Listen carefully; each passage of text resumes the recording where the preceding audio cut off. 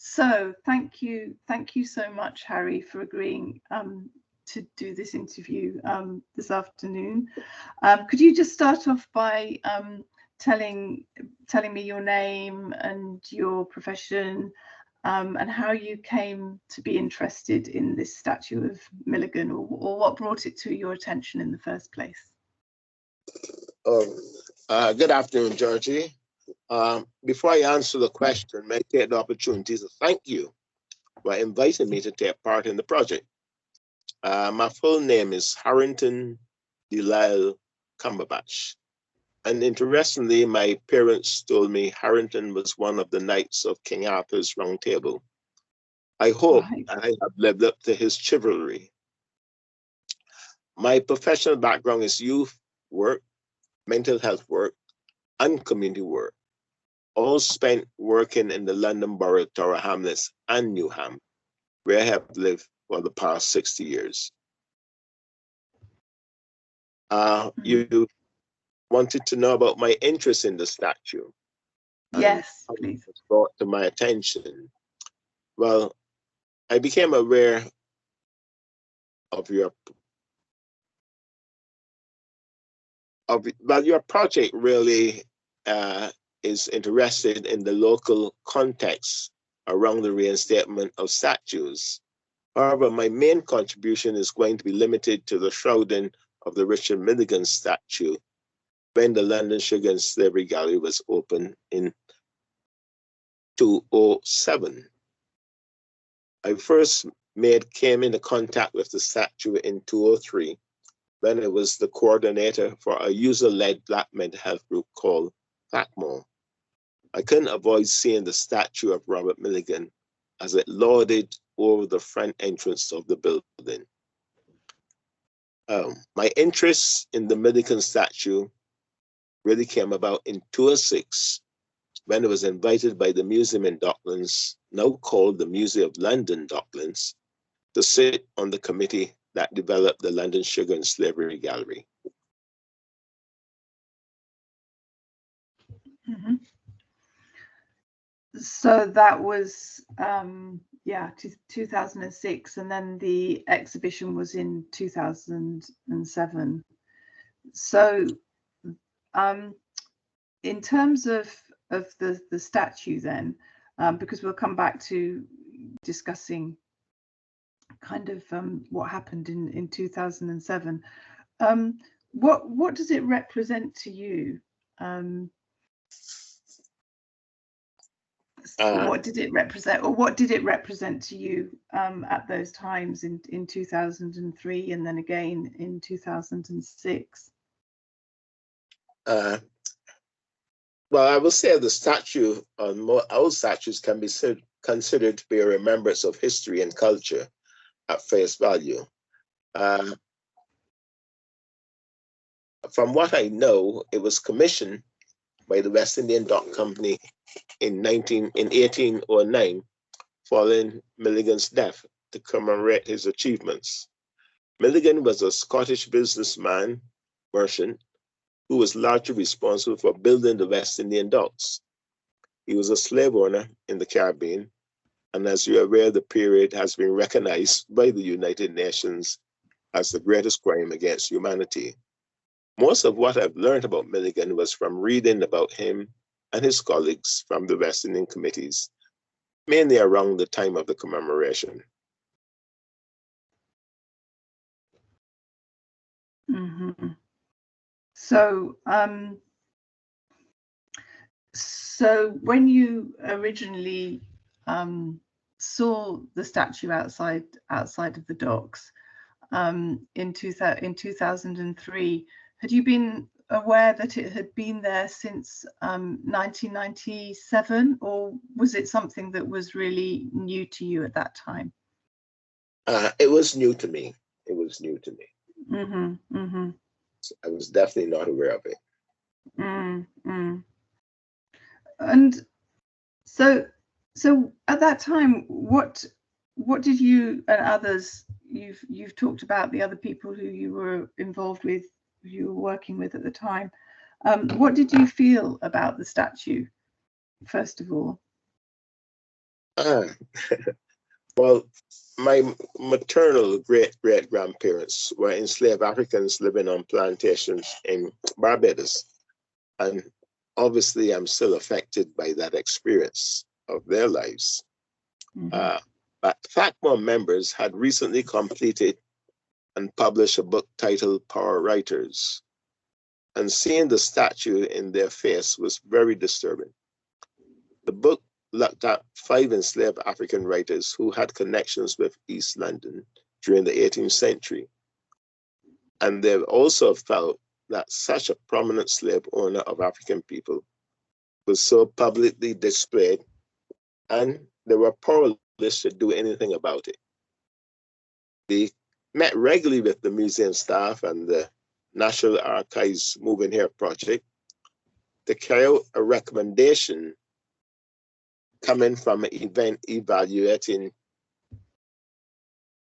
from an area that from an event we had done earlier. And someone did write in the evaluation form, why we should do something about West Indian seamen who used to come to the West Indian docks. We took that on board and worked with the museum in Docklands, and I said earlier, Moving Here project. And the outcome of all those meetings was a sellout conference at the museum in February 2004. And it was titled, conference was titled, A Reminiscence Conference on the History of West Indian Seamen who sailed regularly during the 1950s and 60s on the Harrison ships, on the Harrison lines to the West Indian docks. Mhm. So before you mentioned about power writers, you also mentioned TACMO, but I wonder if you can tell me a little bit more about the organization, about what it is and what your involvement was, in order to contextualize what you've just said. Oh, well,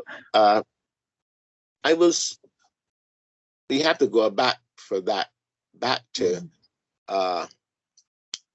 1996, where I was invited to carry out a consultation looking at the needs of African and Caribbean users of mental health services in the borough of Tower Hamlets. This was part of a request by all local authorities that mental health users should be involved in their care. And in those days, we had something called community councils, and the community council was responsible for getting. They had a worker who wanted to find out the needs, but it was very difficult for them to reach African and Caribbean workers. So I was employed for a short consultation to find out the needs. We held a conference, and many of the members, maybe all of them, never even attended a conference before in their lives. Furthermore, organizing one. We had a very successful conference in 1996, and out of that conference, we remain as a steering committee to carry out the recommendations. And those recommendations was from, shall we say, having Caribbean meals in the hospital, to recognizing the cultural aspects of the patients, and especially areas where women might need to have their hair done in a way that fits their culture, and attire themselves in that way too. Religious needs was also part of what was requested. And the big one was to have a center, a healing center for African Caribbean members or people in the borough of Tower Hamlets, in the East End, really, generally we're talking about. So that was, we then continued meeting so that we can take the recommendations from the conference to the providers of services. And that's what we did. I worked with the group, and then it changed from a group into an association, and I became the worker. And I spent 10 years with the organization. And Power Writers was part of a Health Through History project where a group of the members, and I worked with them, after recognizing that there was so much rich history of African people in the East End of London, but no one was speaking about it.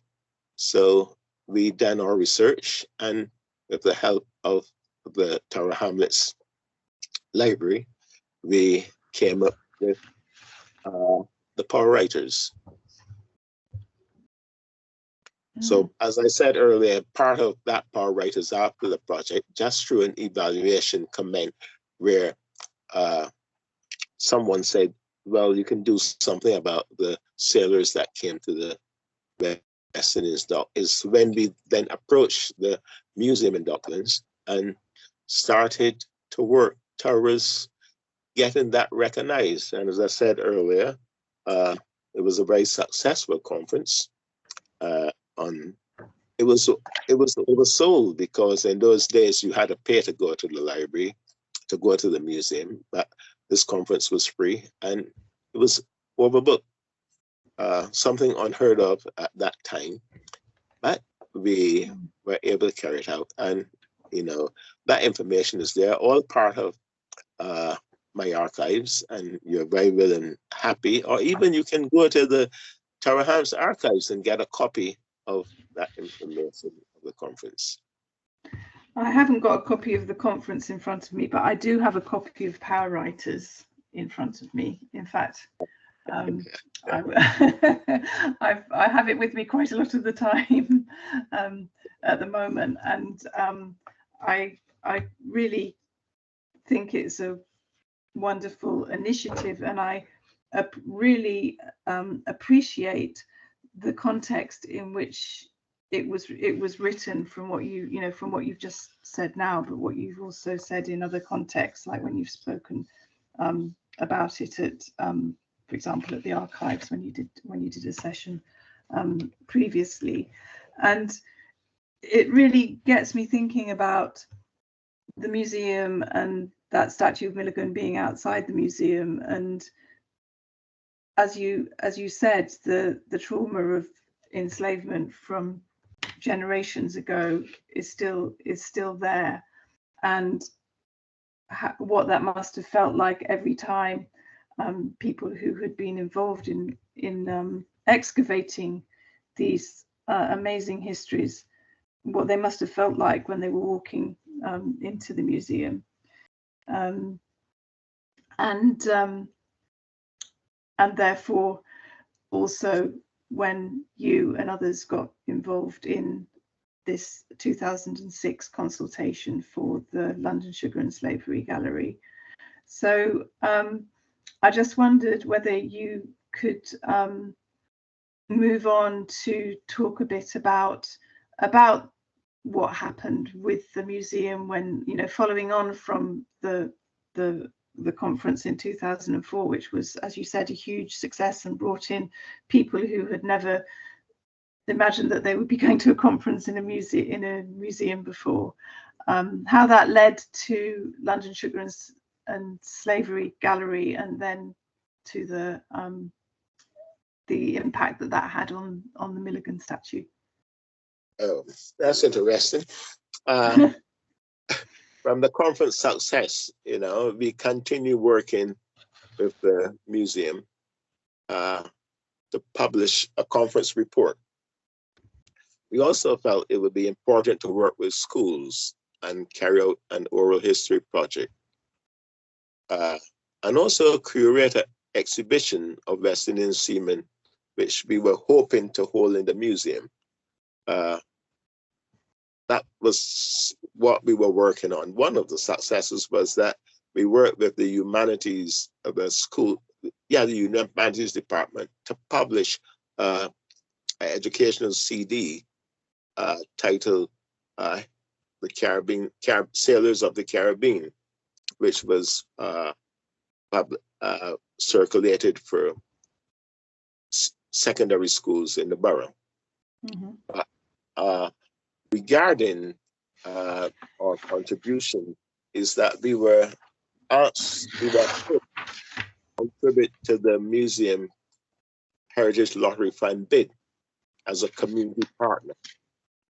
Because as you know, institutions like that would definitely need a partner to say that their work, to show how they work with the community.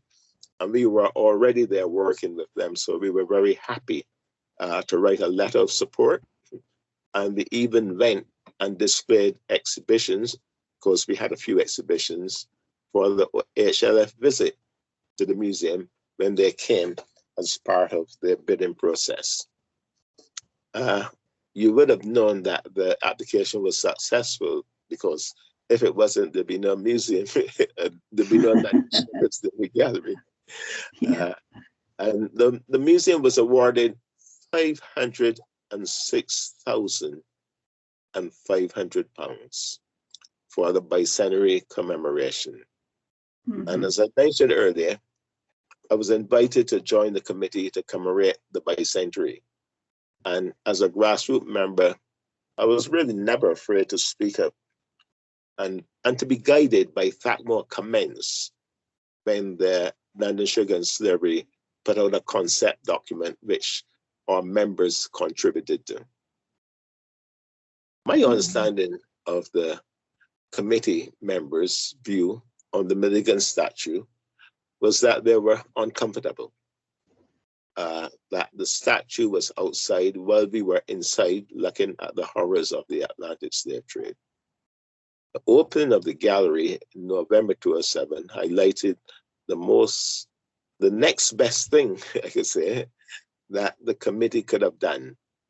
And that when the statue was shrouded in black and tied with some very beautifully done in some black rope, the opening was really pretty special.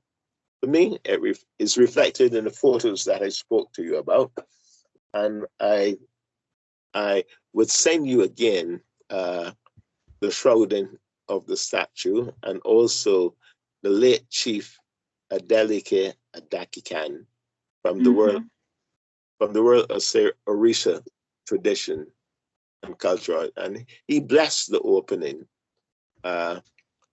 Also, some people have asked me why I took the photos. And all I can say, Georgie, is that I knew it was an important moment. I was just fortunate to capture them. I was also pleased, really, in many ways, to contribute to the 10th year celebration of the gallery, and highlighted in the video about the gallery what I wrote then. And if I might read that for you, which I have a copy here. Thank you. Yeah, it goes to say, and this is from reading the London Sugar and Slavery Gallery, which accompanied the gallery. There were hundreds of them in the beginning, but I think they're pretty scarce to come by now. In it, I said on page 8, I found it valuable to share grassroots knowledge and experiences of Caribbean and East London communities. However, my hope for the future is that the gallery includes an audit of what Africa lost and what Europe gained from the Atlantic slave trade. This, in my view, would contribute to a positive understanding of world history. Being part of the London Sugar and Slavery Consultative Group has been a very rewarding experience, and one which I would always treasure. So that was what I wrote for the reader, and the readers are very interesting because, as I say, there are not many around, but I'll be happy to share with you. But again, in the library, in the archives at Tower Hamlets, I have donated a copy. Oh, great, great. So that's really, but the main thing I would say is that fact, more members really felt very disappointed that after they made so much contributions in very good faith, that the museum basically didn't fulfill its promises. They just weren't carried out. And yeah, that was a big disappointment. So which promises didn't they carry out? Oh, well, we really never had a look in to work with them after the museum, the gallery got going, for whatever reason. But the community involvement was taken away from us, the local community involvement, and you can say professionalized. I don't know if that's the correct word. The whole grassroots input and the emphasis behind our members was to destigmatize mental health, because that's one thing that was very clear about our members. We were showing and proving to the world that people with mental health problems can be healed through knowing who they are, which is a wrong identity, and then valued and working with their history to clear misinformation, and in the end being proud of who they were. And I don't think we weren't seen important afterwards. And I being on the committee, and later on Fabian Thompson joined us. That it just felt, well, there was the communication became very poor. People were busy doing other things. And some of the things that we wanted to do, we never even got the opportunity to discuss them. We have letters and correspondence where we pointed out our feelings, and the museum was very also clear that of what our contribution was, and there's information around thanking us for all we've done for the not only for the grant, but for the other areas, the Harrison Line Seaman, and the other work we've done, because we were pioneers. There was nothing like that before there within the museum. Museums really were very close. So it was very much like a breakthrough. A small community group. So yeah, I hope lessons was learned all around, but it still have left a bad taste with many of our members who were involved, that we were not important anymore after they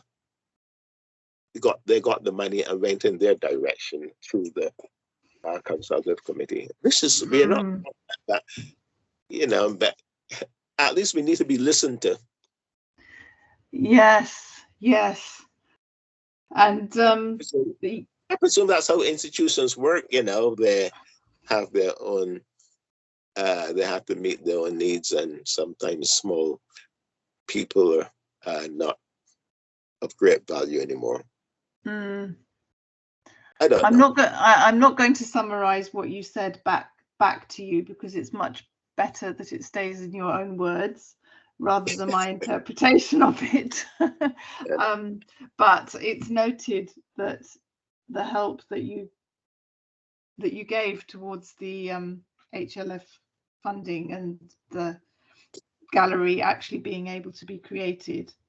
There's a couple of things I just wanted to ask a little bit more from what you said. The first one is when you talk about photographing the statue when it was shrouded, and of course this was the time before everybody was carrying smartphones around with them, so there just aren't lots of images, because I'm sure if I'd had a smartphone I would have taken a photo of it. It made a big impression on me when I saw it, and I described it in my notes at the time. But to actually have taken a photograph of it means that you must have taken a camera with you to the event, and also, as you said, you knew that it was important. You also said you were fortunate to take a picture of it. It sounds like it wasn't good fortune. It was that you were very consciously going there with a camera. And I just wondered if you could say a little bit more about why you felt it was so important to get that photograph. Well, I took other photographs too, so that was just the one of many. Let's put it that way. Yes, yeah. And it have gained importance because of the George Floyd situation and the Black Lives Matter and the movement to get down statues that are really disrespectful from a colonial perspective. So I just took the camera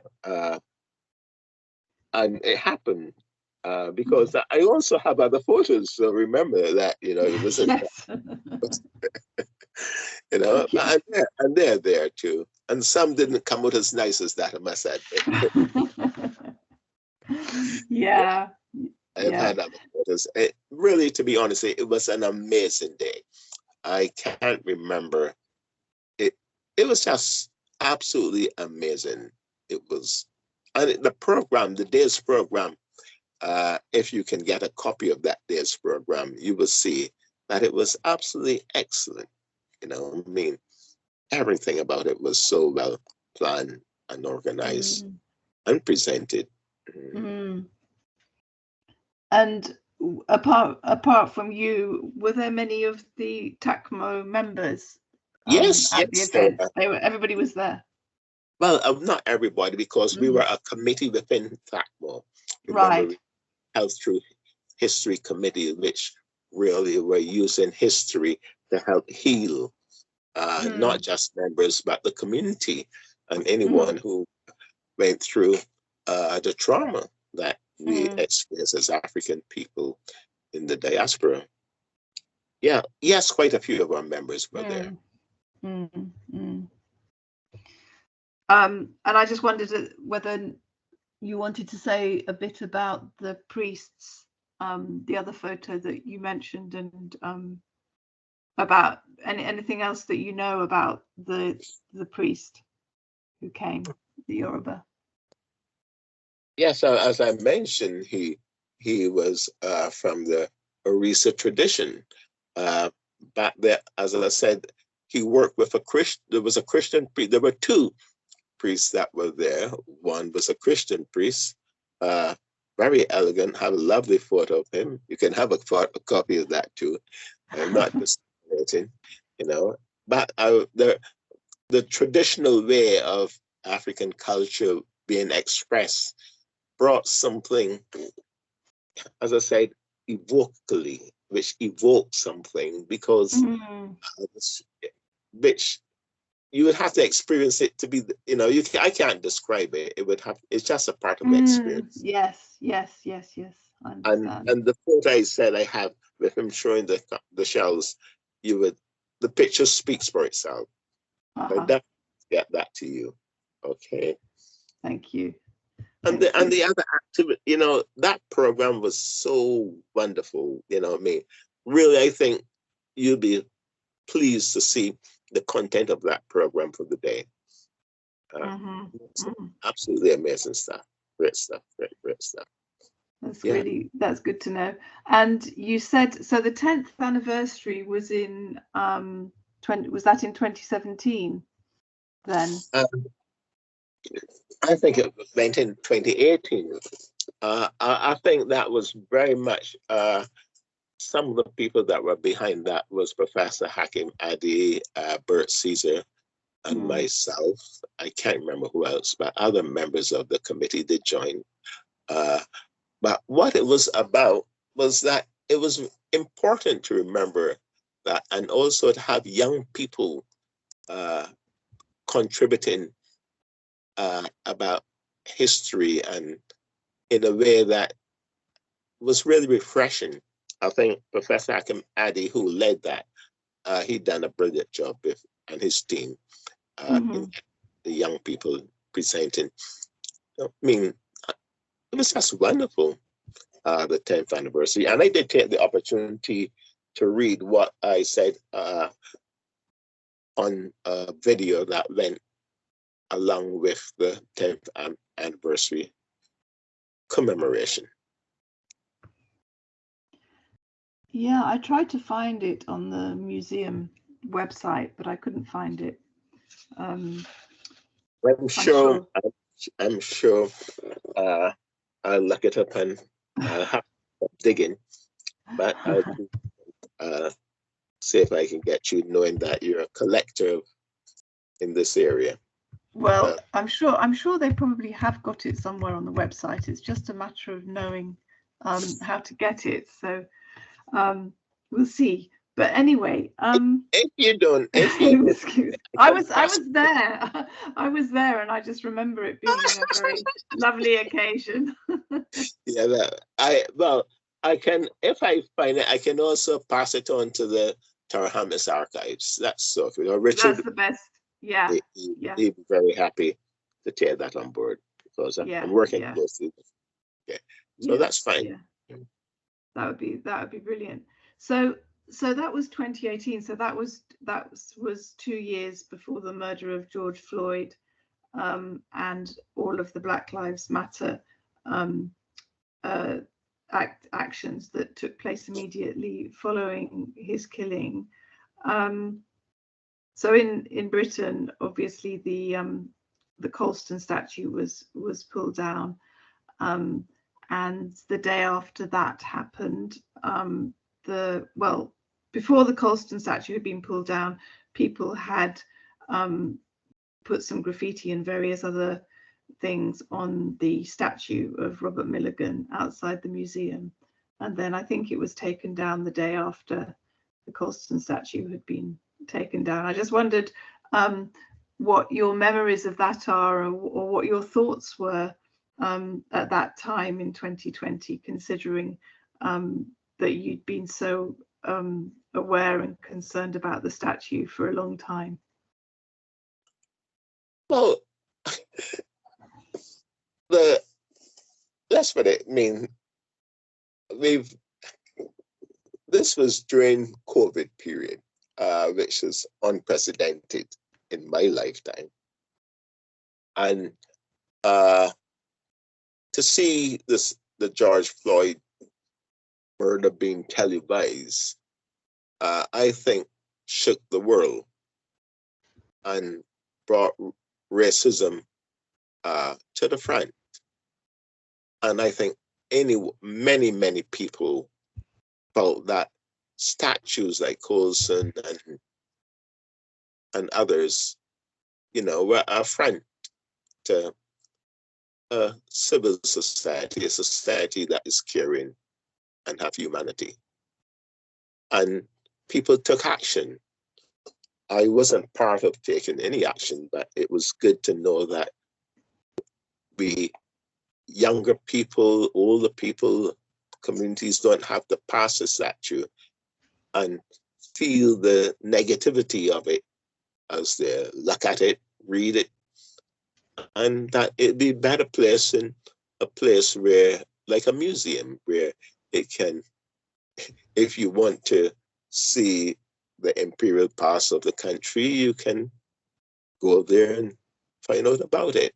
But as we would say, not right in your face. I would say that museums are a place where you would expect to go and find the past history. And that's okay to have the past records that have happened. Yeah, it always, did you see any of the pictures when it was just before it came down, or when it came down? Are you speaking Colson or Milligan? Sorry, the Milligan one. No, I just saw it on the news. It was just a news item, and I saw it as a news item. Right. Yeah. And also, I don't know if you know that in University of London, where I work, there used to be our department was called the John Cass Department of Education or something, and they had a statue of John Cass inside the university. And at the same time, we found out that he also had been involved in enslavement, and his statue was removed from inside the building at that time. But before that, it was very similar, but I think people had less knowledge about John Cass than they had of Milligan. So that was in 2020, and as you said, it was, well, I'm not going to repeat your words again because your words are much better than me repeating them, but in terms of what might happen, I'm sort of moving on to one of the later questions now. What might be remembered in that place instead of Robert Milligan? Have you got your own ideas about which people of the past should be remembered and why?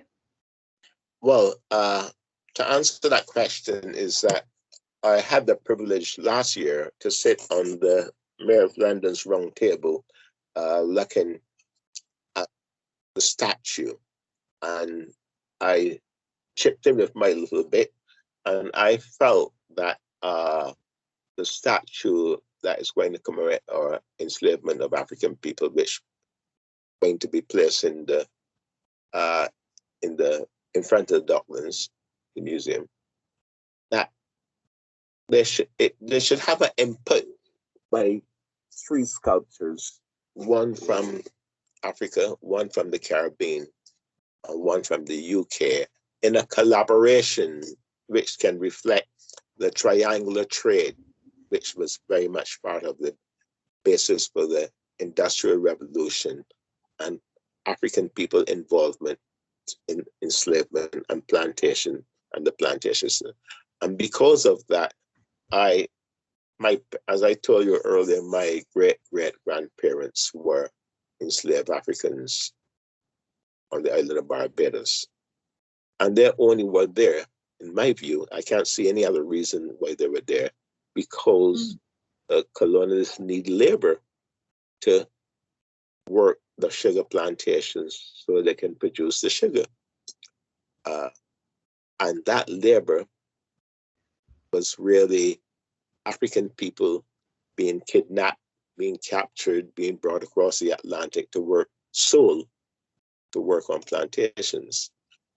And because of that, I would say that the sugar cane should be centered in any remembrance of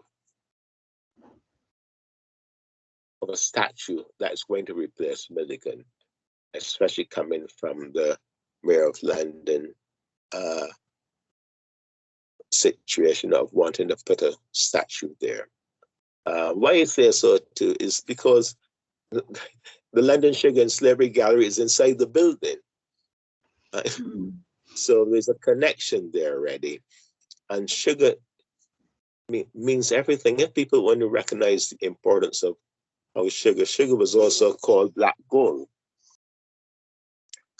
It meant so much in changing in European life. And we were part of that by working on plantations to produce that sugar that created the wealth we're speaking about. And everywhere you can turn around in the British Isles, Scotland, Ireland, the UK, England, you can see the aspects of the plantation wealth, which was then expressed in buildings and castles and all sorts of fancy stuff where people displayed their wealth through the enslavement of the human beings. It's wonderful that you have been sitting on the round table. Am I right in thinking that it's going to be next year, 2026? Like, when the communication have not been great because I only made a contribution for a few meetings because that was what I was invited to talk about the statue, and then I presume other roundtables will speak about other things, So it's not that something I would be continuing with. If I'm invited back, fine, and I will be happy to say just how I feel and see things. But yeah, so I'm not sure when it's going to be announced because, as you're aware, Milligan's statue is now owned by the Museum of London, and they are working through in somehow to what to do with it. Yeah. So there's a lot happening in that area. But with regard to the London, the Mayor of London's contribution there, I just feel that other people made contributions too, and I'm sure other thinkers around. But just for me, knowing what sugar meant. Yes. Yeah. The gallery inside is saying London Sugar and Slavery. Yeah. With the triangular trade will be ending here, Yes. Caribbean, UK, Africa. So yeah. Well, it's great to have you on record saying what your contribution was and your reasons for having concluded that you would like the 3 representative sculptors to be involved in it, and the centering of the sugar cane. What do you think should happen to the statue? Do you think you said it's owned by the museum. Have you got any feelings about what they should do with it? Well, let's put it this way. I don't know what would in an ideal. Well, you said normal, in an ideal world. I really don't know what an ideal world is anymore. We must remember my life have seen many, many changes over the past 80 years. I was born in the year when the statue was removed from the docks for safety reasons. 1943. 1943, that was the year I was born. So, wow. I mean, the changes that have happened since then, the values that I might have when I was 10, 20, 30, life have moved on. So, ideal would be difficult for me to say because there are many things. But what I can say, really, if it's possible to have discussions around how the statue could be used to bring peace, and also African people who were enslaved still need the opportunity to heal from the generational trauma. So if that statue can create something somewhere, or maybe it could become part of a new Imperial British Museum. Maybe it's reflecting on some things I said of what Africa lost and what Europe gained from horrible experience of dehumanization. Maybe, I don't know, but I would throw things out. Yeah. And hopefully that in the end, it will be about peaceful lives among your fellow man and woman. Yes. That's about I can say on that one. Oh, that's great. Thank you. Well, we're kind of in a roundabout way. We're working our way through all of the questions that you were sent.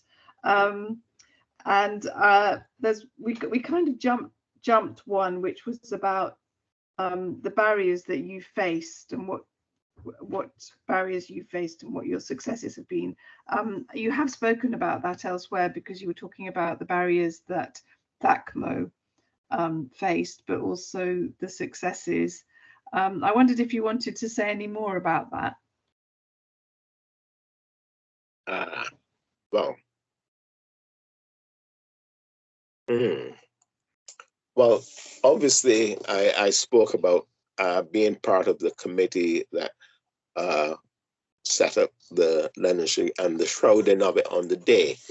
Because that was very important. I mean, that only goes to show that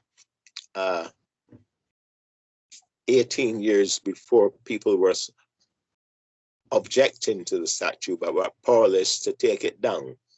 Right. You know, so I feel that was very important. But what I think really is that one of the questions you had sent me was what events of the past that you were trying to remember and why, you know? Yes. And I gave some thought on that. And they were trying to research with Thakmore, where we looked at about what was happening in East London and in the 18th century. And some of the work that we were fortunate to be able and privileged to be able to, because we used to meet as a small group in the White Raven, on the site of the White Raven Tavern, which was a place where the relief for the Black poor was paid out. So we had, and any meeting place, we will also have some sort of spiritual connections, and most likely the Sons of Africa, which was a very active African organization, could have met there. You know, these are things that could be pursued by in the future. So yeah, I'm happy to be part of that Thakmore group who had that experience. And unfortunately, we weren't able to save the cellar, which the White Raven Tavern site was, because it was filled in while we were working there at the mission. And it could have been a good place for one of the TV teams to like Tracing Your Ancestors or something of that at that building. But you know, that's gone. Maybe it can be relooked at. One of the things we came across was, well, there were two things that really captured the group members' minds, and that was a post. You remember I shared that post with you from the Morning Post article about racism. Yes. You know, and also Cecil Rhodes' thoughts on imperialism. You know, and to me, that speech, not speech, when he heard what he wrote about English people in Whitechapel shouting for bread, you recognize that imperialism was important if they want to stave off revolution in the country. So, as you know, and to have that speech there could teach a lot of people of why the British thought about imperialism to survive. And that could be another area open for discussion where people can learn from and bring that peace I am speaking about. You know, so those are the two areas, and you know, I can send you copies of them if you wanted that. You know. Or you have them in the archives, which I have them in the archives, so they're already, you know. But that's something, that's something is very, I mean, for school groups to really explore and really appreciate what the thinking is behind of imperialism at that time. I presume it could have changed over the years. And I think the archives is doing much more work now on the African presence in East London at that time. Well, yes, I'm pleased to be part of that too. But I'm saying that's maybe one of your successes, is that the seeds can go back to the ones that you planted. Well, I wouldn't say it was more like a more success, because the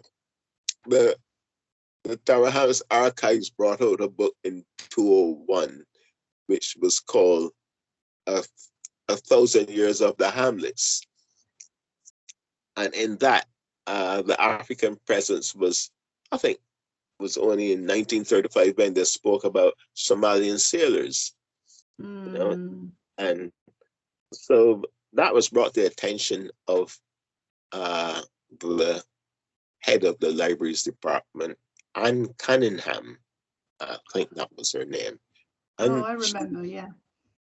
And she really was, she recognized it was an oversight, and we provided evidence to show her that African people were living in the borough, or in the East End in the 18th century and before.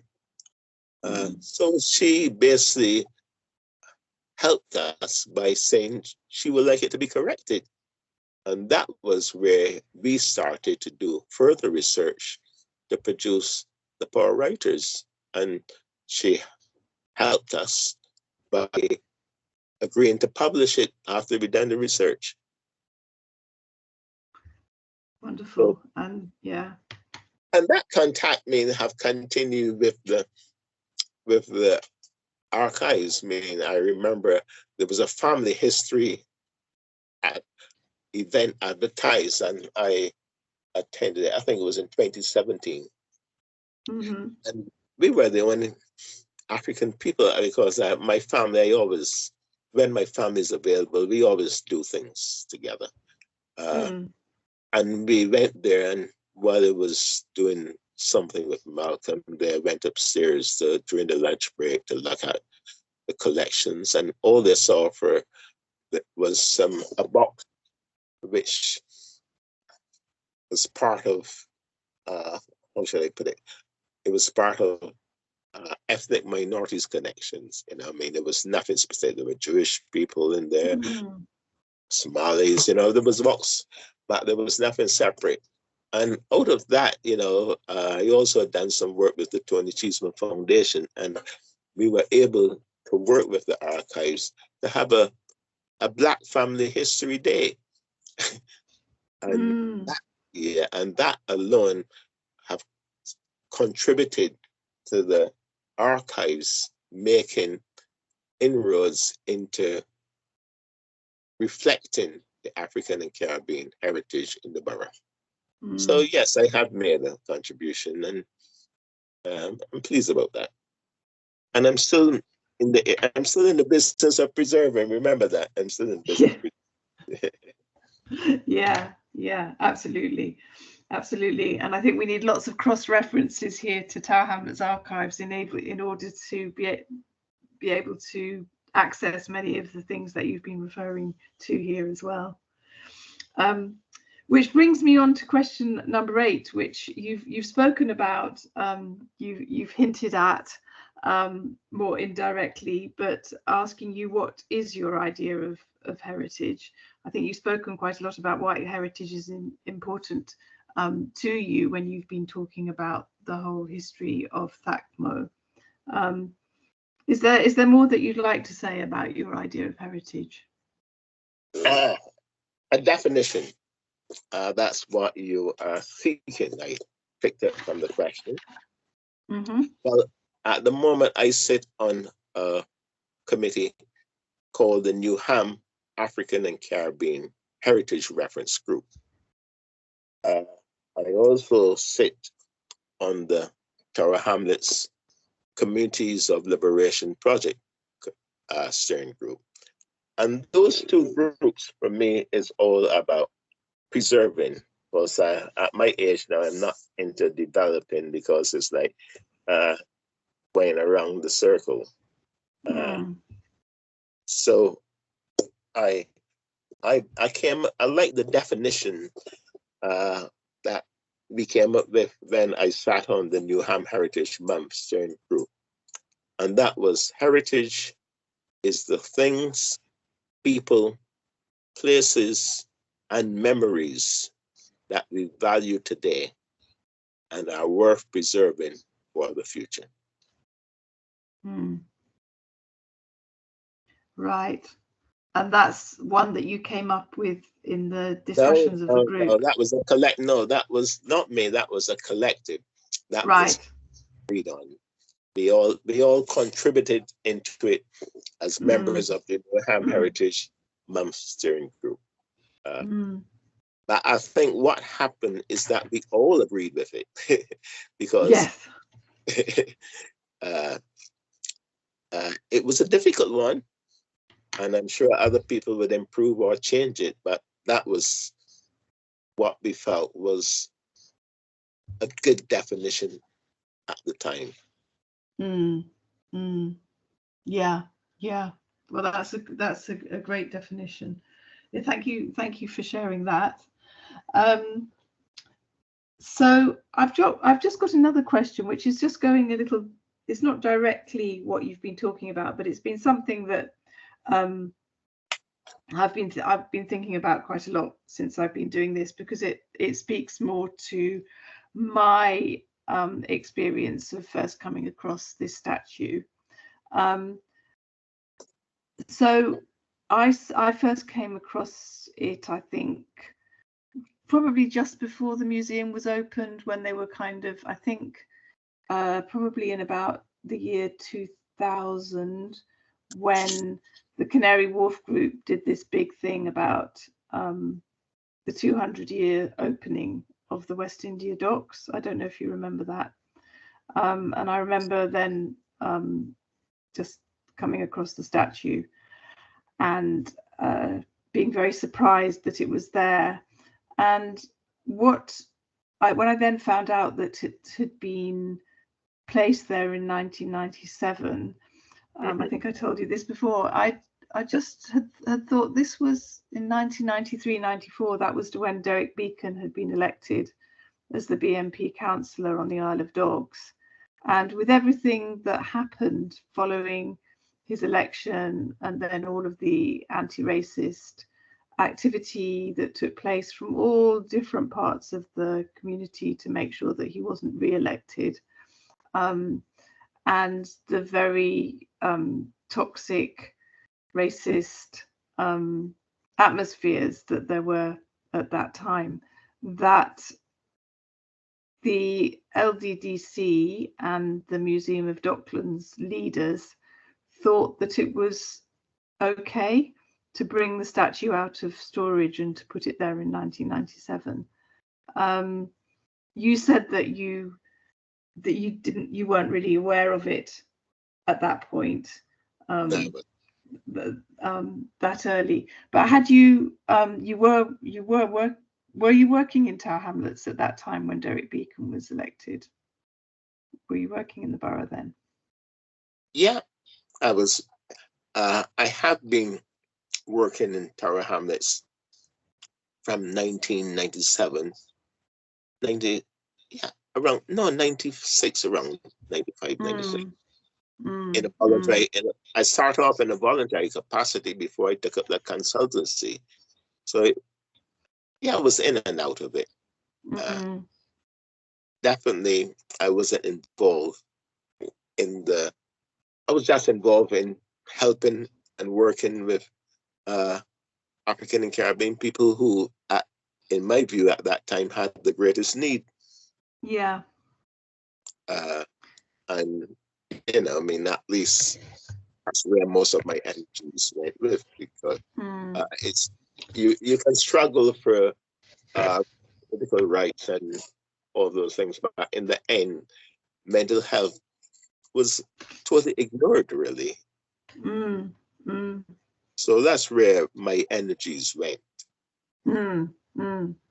Yeah.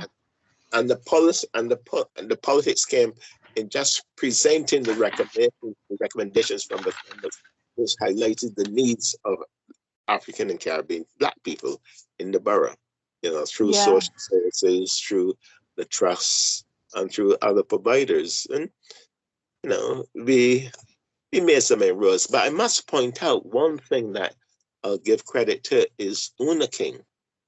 Mm-hmm.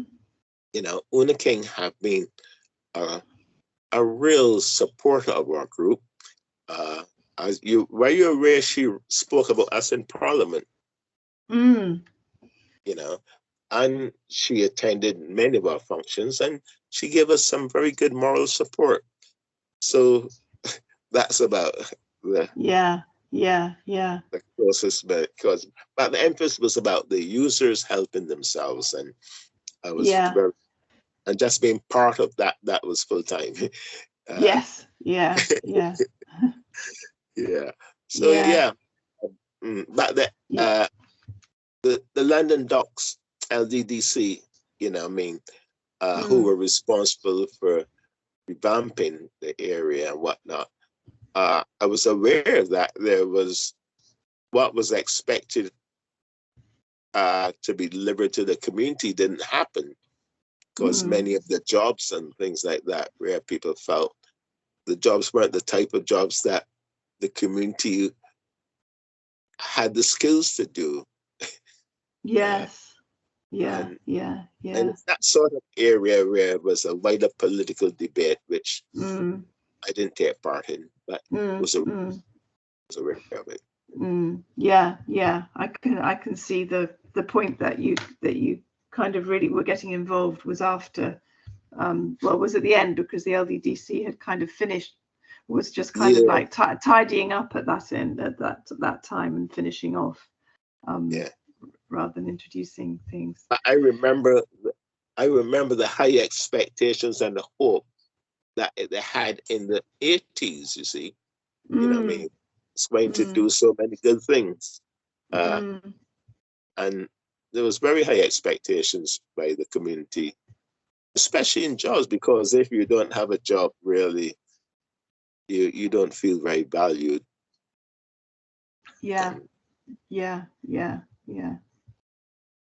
So that So I don't know if you agree, but I think we've covered everything that I've got notes on. Is there anything that you think that we've missed that you would want to include? No, because a lot of the information, that if anybody wanted more, and it will be all at the Torahams archives. But remember, my life I spent much more time in Newham, and I also have a community experience there from my youth work days, also from the wider community, from community relations back in the 70s involvement. And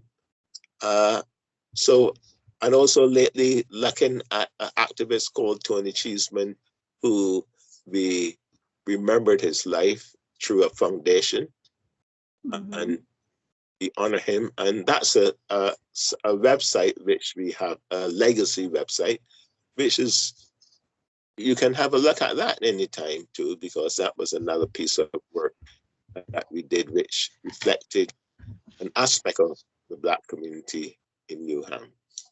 And that is, www. Tony C. Foundation. Tony C. Foundation. To TonyCFoundation.com. And that was put together during the lockdown. And it just it's a legacy of what we have done.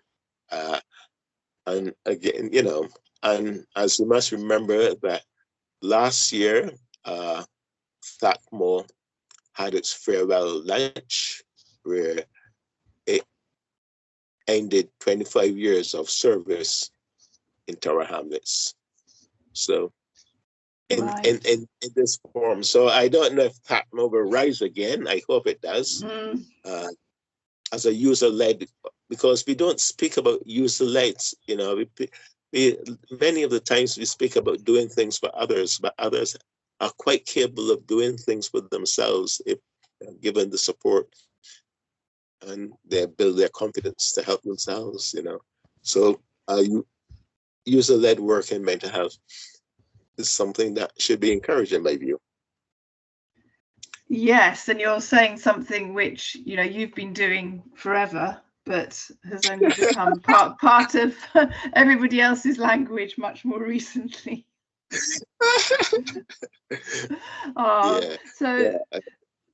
So thank you so much, Harry. I'm gonna stay here, but I'm just gonna turn the recording off, if that's okay with you. Yeah, that's fine.